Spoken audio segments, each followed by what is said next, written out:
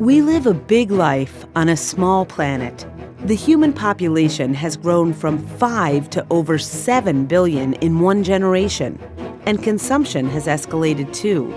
Building homes, factories, and roads often leads to a better quality of life, but it's also increased pollution dumped into the air and water.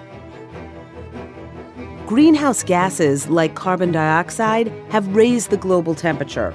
Our collective impact is so large, it is even dramatically changing the chemistry of the ocean.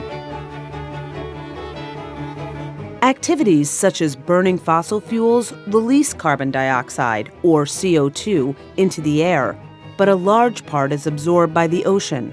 CO2 in the water causes the ocean to become more acidic, and a more acidic ocean means it's harder for creatures like reef-building corals and shellfish to create and maintain their calcium carbonate skeletons and shells, and that weakens them.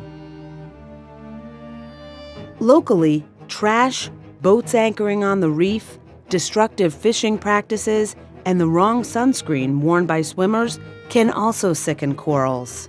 These local issues compound the global threat of a warming and acidifying ocean. The world's largest reef, the Great Barrier Reef of Australia, can be seen from space. It is home to more than 1,500 species of fish and estimated to be 500,000 years old, one of the wonders of the natural world. But in 2016, most of the Great Barrier Reef's corals bleached, and almost 25% died from an astonishingly long period of intensely high water temperatures driven by global warming.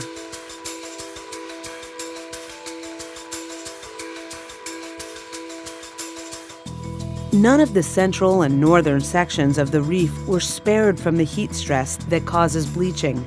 The northern third was hit the hardest, and 2/3 of its corals died. And tragically, mass die-offs are again happening on the reef for an unprecedented second year in a row in 2017. Even worse, it was not an isolated incident. All of the world's corals are in danger. We have lost already approximately 50% of the world's reefs. This has occurred really in the last 3 decades. So fast when we're talking about an organism that has been on the planet and been in symbiosis with its microalgae for over 50 million years. And the incidence of bleaching is increasing in frequency and intensity as the planet warms. It's not every year that water temperatures stay high enough, long enough, for corals to bleach. In fact, extreme high temperatures used to come in cycles, often driven by climate events like El Niño. Due to climate change, the higher temperatures are becoming more frequent, more intense, and more widespread.